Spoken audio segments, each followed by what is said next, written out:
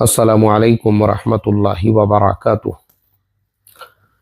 बिस्मिल्लाहिर्रहमानिर्रहीम नहमदुहु व नुसल्ली अला रसूलिहिल करीम व अला आलिहि व अस्हाबिहि अजमाइन। अम्मा बाद, मोहतरम भाइयों, बुजुर्गों, दोस्तों, शेयर्स की ज़कात, म्यूचुअल फंड्स की ज़कात, ईपीएफ की ज़कात, इन्वेस्टमेंट की ज़कात, इसका हम हिसाब कैसे करेंगे?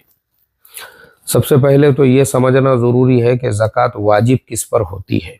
चूँकि हमारे इंडिया जैसे मुल्कों में उमूमन लोगों की मेंटालिटी और मानसिकता ये होती है कि भाई ज़कात सिर्फ सोने चांदी के ज़ेवरात पर होती है या सोने चांदी के ऊपर होती है। इसलिए अक्सर लोग जो है मसाइल भी पूछते हैं तो सोने चांदी के ही पूछते हैं कि हमारे पास इतना सोना है, इतना चांदी है, अब हम उसके ज़कात का हिसाब कैसे करेंगे। हालांकि सबसे पहले आपको ये समझना ज़रूरी है कि देखो, आप ज़कात का हिसाब कैसे करोगे और आदमी साहिब निसाब कब होता है।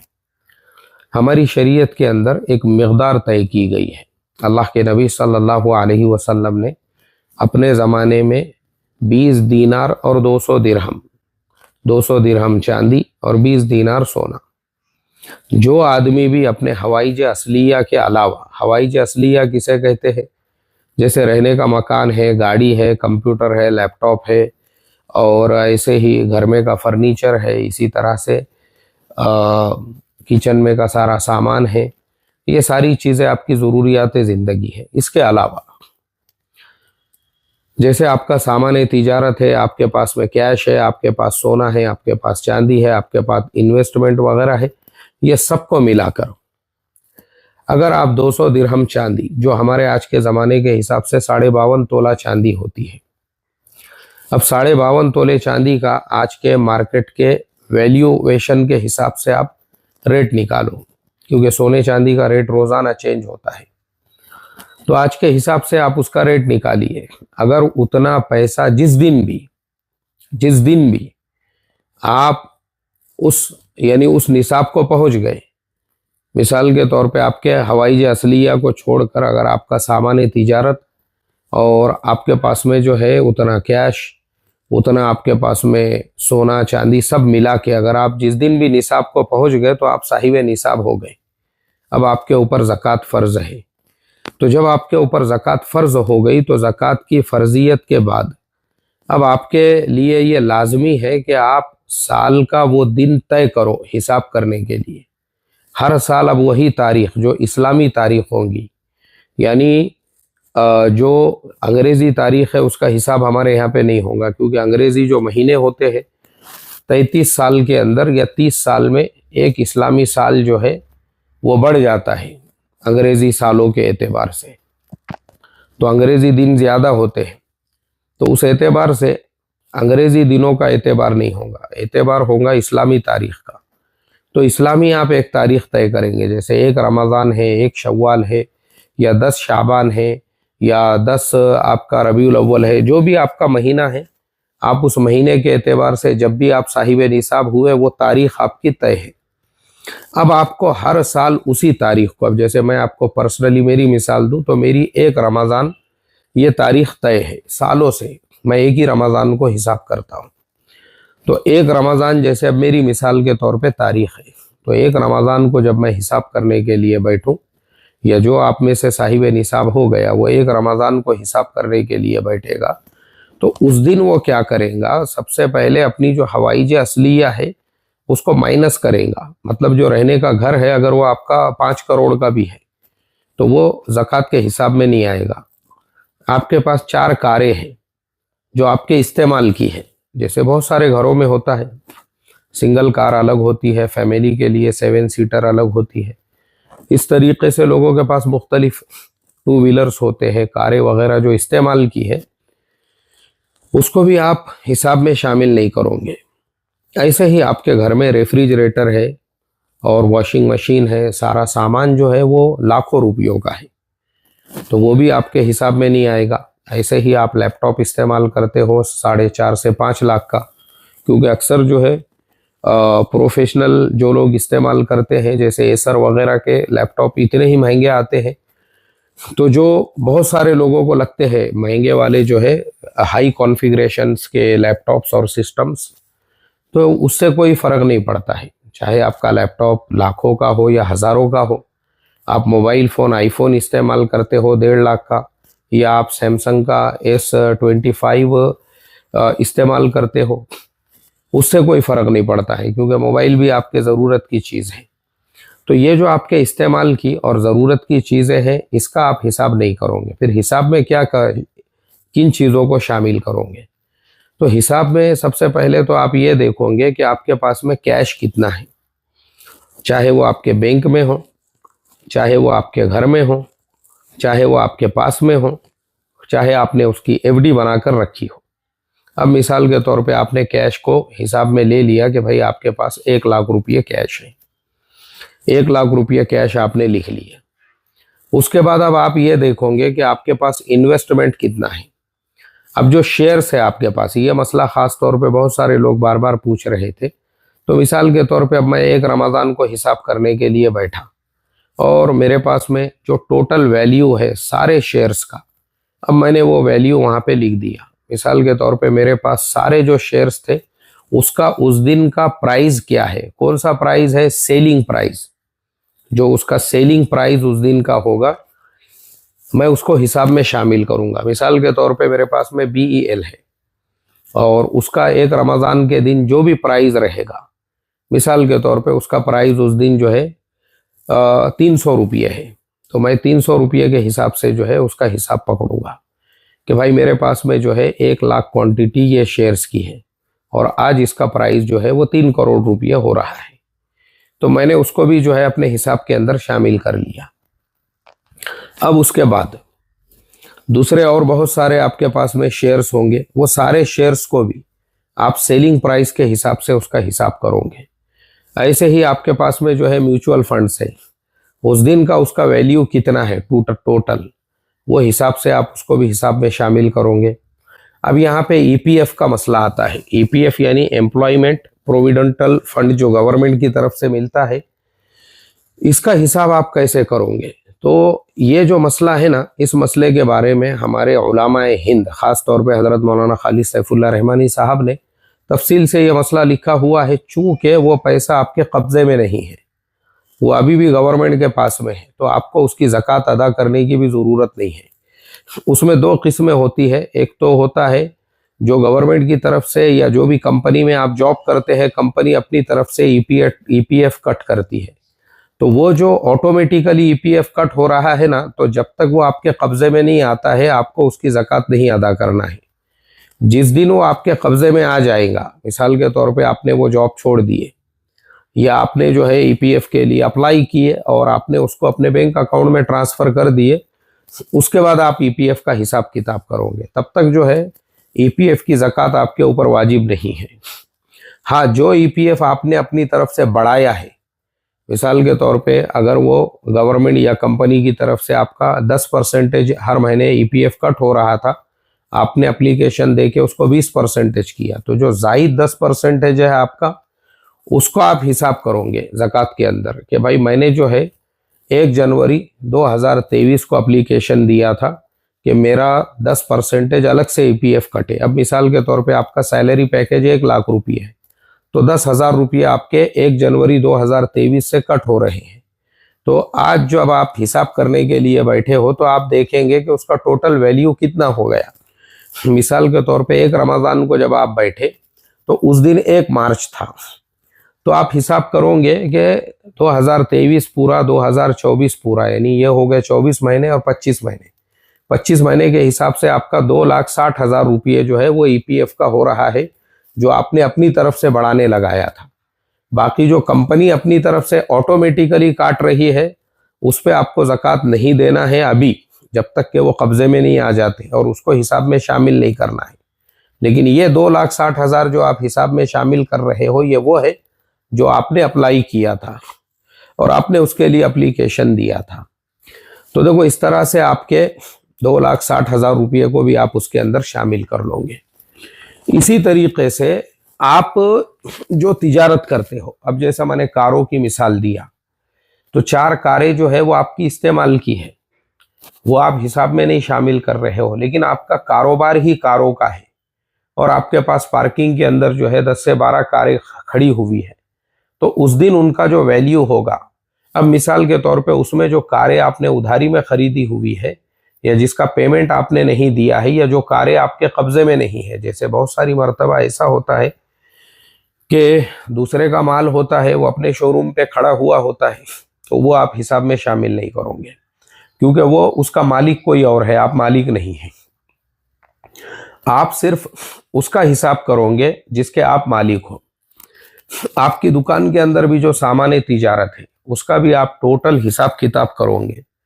अब देखो यहाँ बहुत सारे लोग जो है ना वो ये सवाल करते हैं कि मुफ्ती साहब हमारा छोटा मोटा नट बोल्ट का कारोबार है, अब हम वो एक एक नट बोल्ट कैसे हिसाब करोगे। देखो आज का ज़माना जो है ना वो स्मार्ट वर्क का है। कंप्यूटर के ऊपर आप 5 मिनट के अंदर पूरा हिसाब किताब कर सकते हो। आपका पिछले साल एक रमज़ान से लेके या आज की तारीख में जो है पिछले 1 साल से जो आपके पास में माल पड़ा हुआ है या आपकी दुकान के अंदर जो सामान तिजारत है उसको 5 मिनट भी नहीं लगते हैं हिसाब किताब। जो लोग कंप्यूटर वगैरह के ऊपर अपने दुकान का पूरा हिसाब किताब करते हैं वो आसानी से कर सकते हैं। ऐसे ही जो कारखाना है और कारखाने में जो कंपनी मशीनरीज है उस पर भी ज़कात नहीं है। जैसे मिसाल के तौर पे आपने जो मशीनें लगाई हुई है वो भले करोड़ों रुपयों की होगी, उसके ऊपर भी आपके ऊपर ज़कात वाजिब नहीं है। ऐसे ही जो बिल्डर लोग हैं, जो बिल्डिंग उनकी रेडी खड़ी हुई है और चूंकि वो बिल्डिंग जो है 20 फ्लैट उसके अंदर ऑलरेडी बने हुए हैं, अब ये जो 20 फ्लैट है आपके, ये आपका सामान तिजारत है, आपने उसको बेचने के लिए निकाला हुआ है, तो आपको उसको भी अपने हिसाब के अंदर शामिल करना पड़ेगा।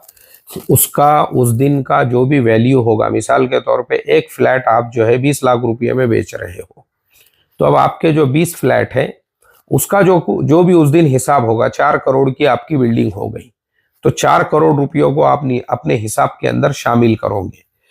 तो इस तरीके से आपने पूरा हिसाब कर दिया, पूरा कैलकुलेशन किया।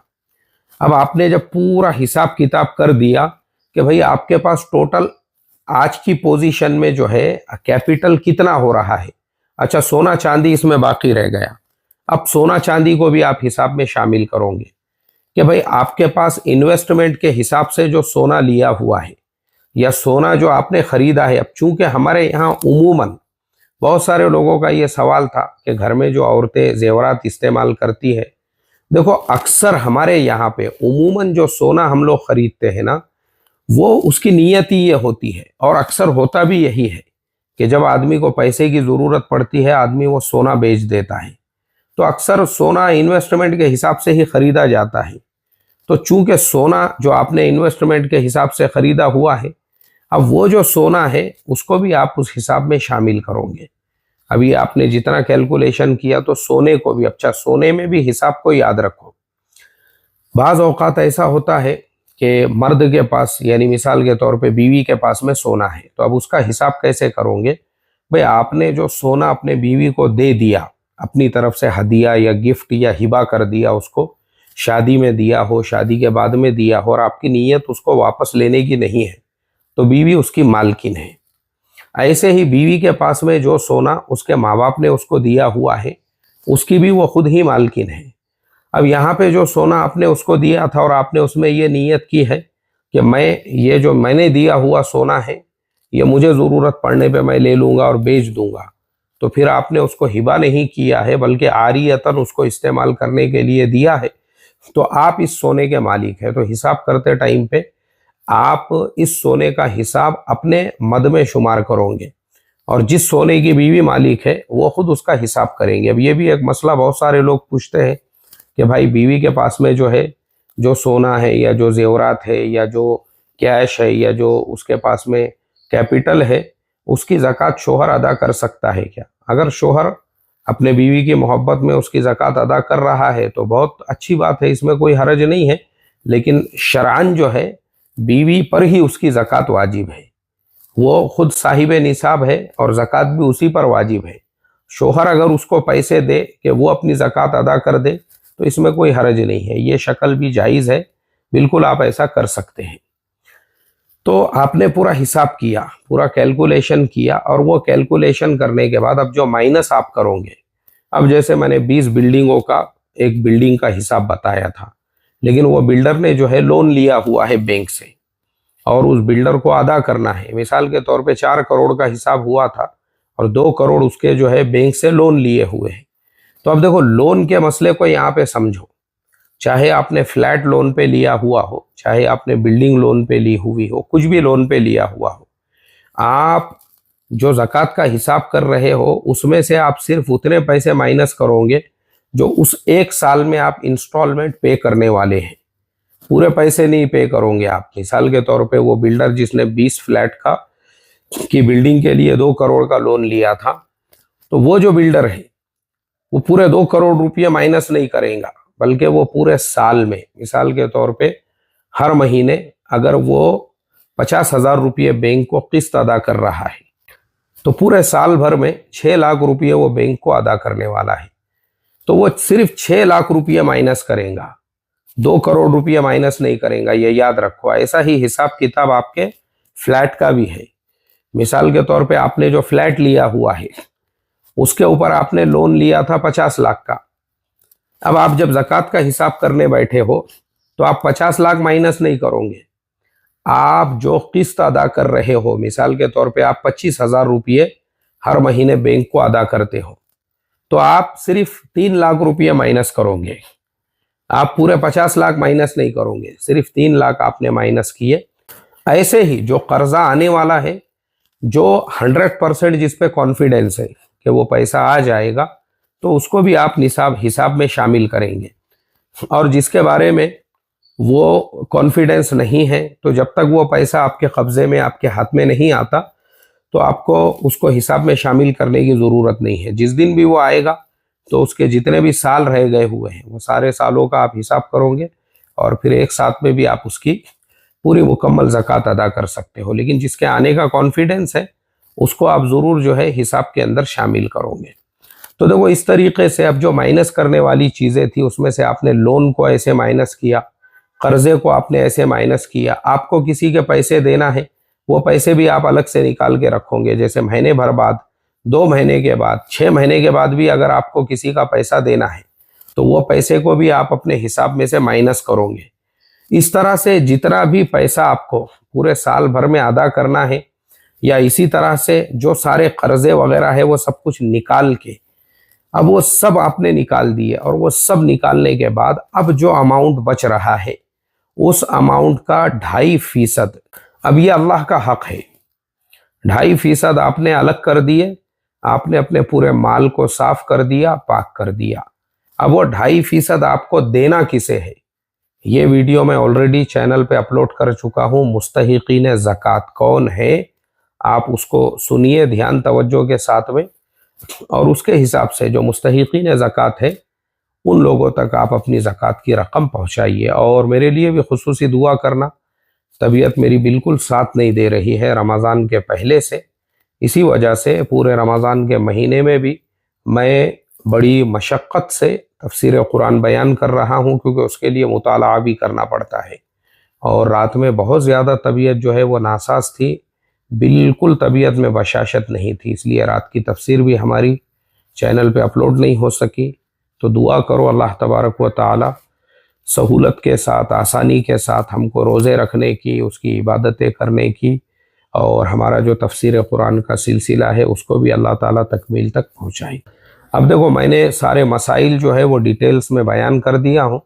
इन सब के बावजूद भी अगर किसी के जहन में कुछ मसला रहता है, कोई इश्काल होता है, किसी को कोई चीज़ यहाँ पे समझ में नहीं आई है, तो उससे मैं पहले तो यही कहूँगा कि वो 1-2 बार ज़रूर सुने, क्योंकि ये काफ़ी पेचीदा मसाइल होते हैं। उसको समझने के लिए 2-3 बार सुनना पड़ता है, तब जाके मसला अच्छी तरह से क्लियर होता है। और किसी का और भी कुछ मसला होगा वो कमेंट्स के अंदर लिखे। इंशाअल्लाह हम वो सारे मसाइल को फिर एक जगह जमा करके एक वीडियो में सारे मसाइल का मुदल्लल जवाब देने की आपको कोशिश करेंगे। अस्सलामु अलैकुम वरहमतुल्लाहि वबरकातुहू।